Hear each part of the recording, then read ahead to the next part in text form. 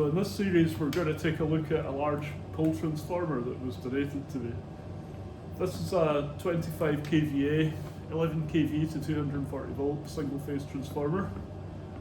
It weighs about 300 pounds and it was donated to me for free.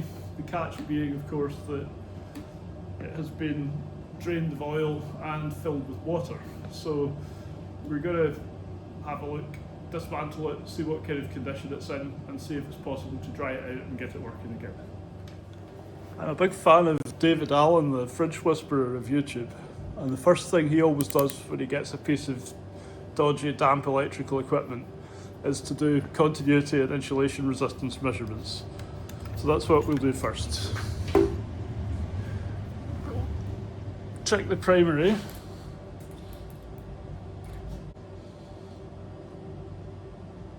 Mm, 54 ohms.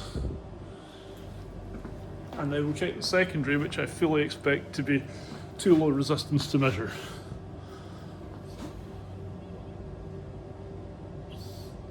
Yeah, it just shows 0.1, which is the lowest value this meter can read.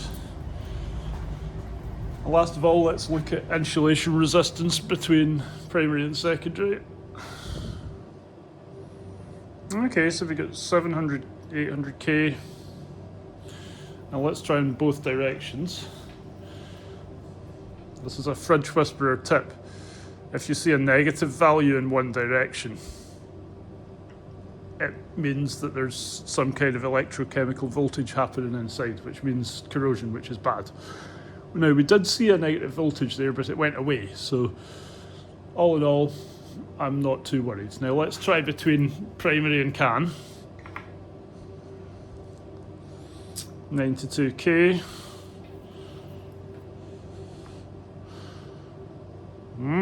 Okay, we got a negative value here, and if we look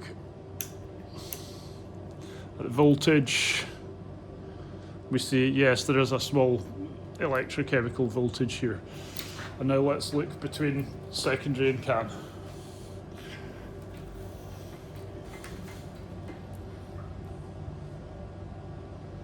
So yeah, between secondary and can we also have some voltage, which is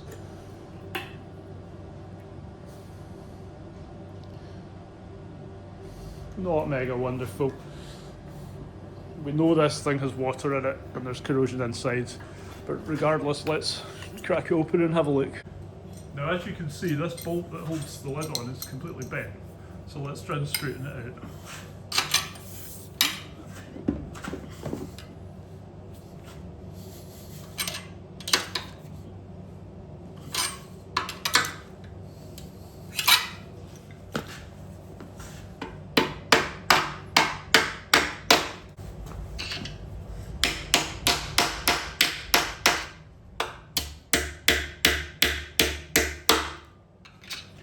Yeah, this bolt's pretty badly bent.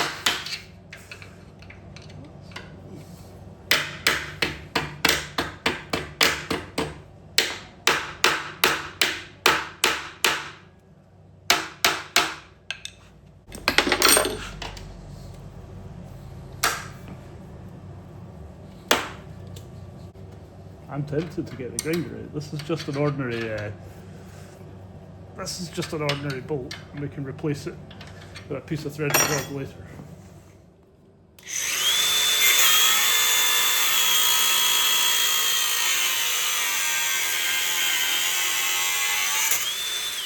Before we can open the lid, this wee earth strap here has to come off. This is here for safety reasons, to electrically bond the lid of the transformer to the can.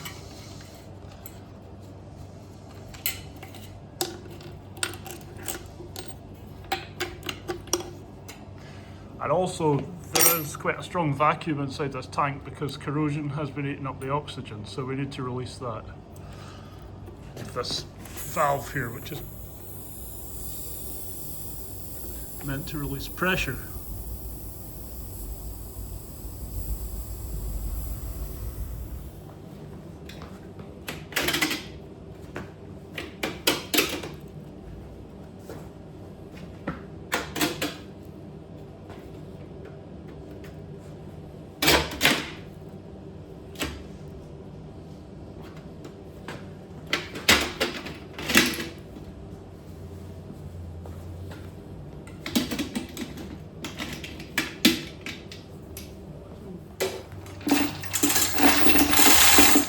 little changes down here. I'm not lifting by the bushings anymore, so I can apply as much force.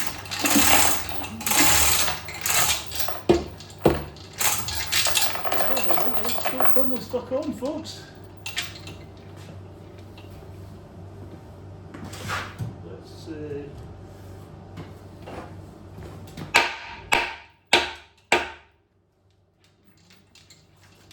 Make double sure we've released the vacuum.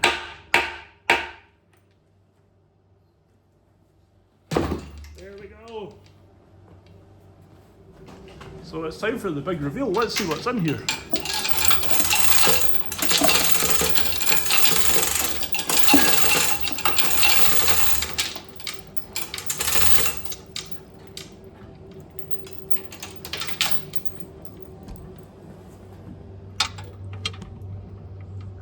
We can see that the high voltage leads actually go up the insides of the bushings. So that means that the screw that I need to undo to free them is somewhere up here in the top.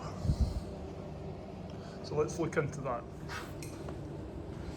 So unless I'm very much mistaken, undoing this screw here should release the wire and it will fall down into the tank.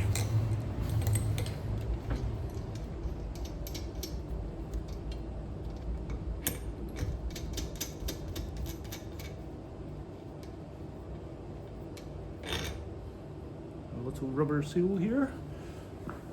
So yeah, let's be this. This seal is what's stopping it from just falling down inside the transformer. Here we go. There we are.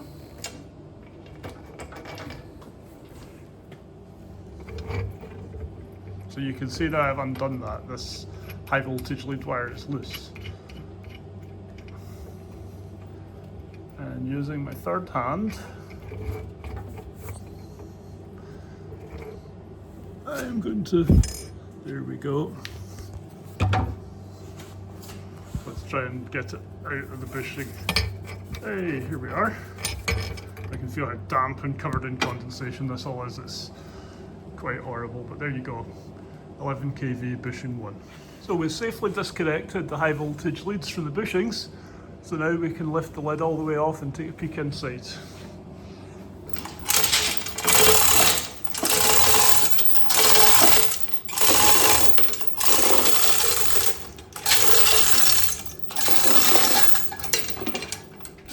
This is no Tesco value pull peg here. You can see signs of real copper in here. And in the bottom of the tank we have this giant transformer core, which does not appear to be too rusty.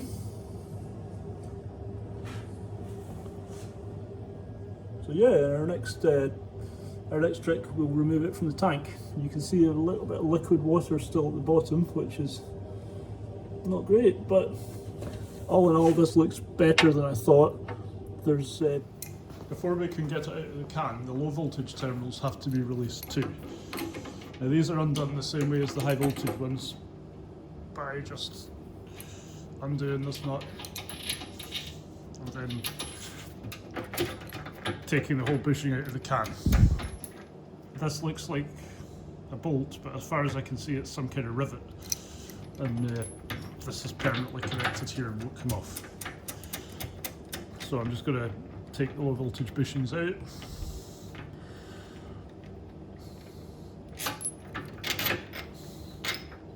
Same construction as the high voltage ones, just smaller.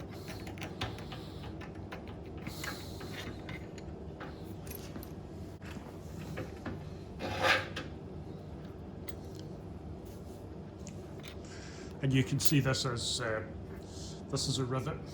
I couldn't have undone that here.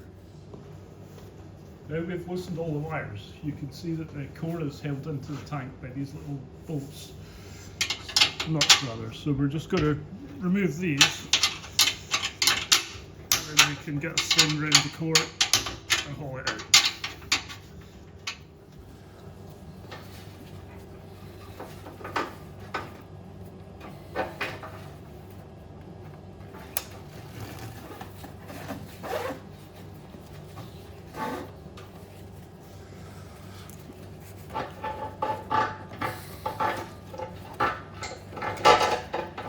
guess, so damp and soggy inside. It's just a mix of slimy transformer oil and water. I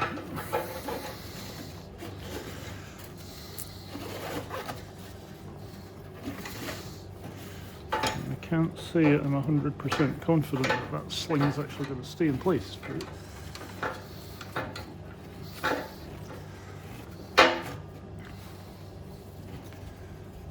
So we'll tie a nice Boy Scout tape knot in here.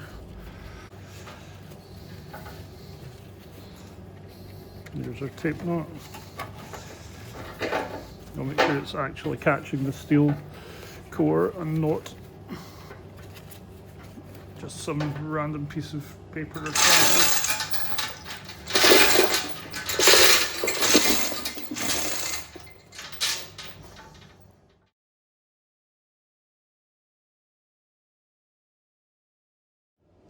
Look at this beast, it's a big one.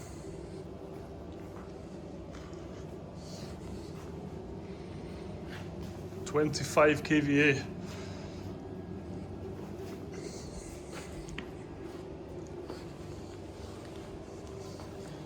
So the core looks a little bit rusty, but really doesn't look,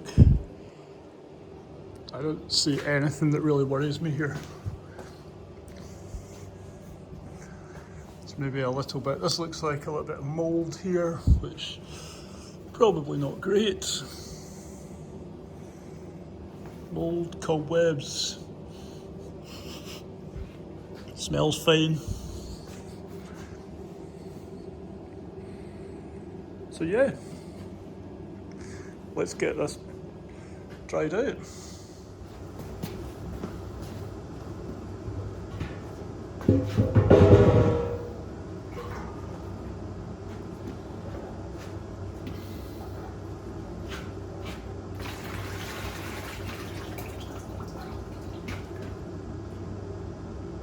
That's a lot of oil, folks.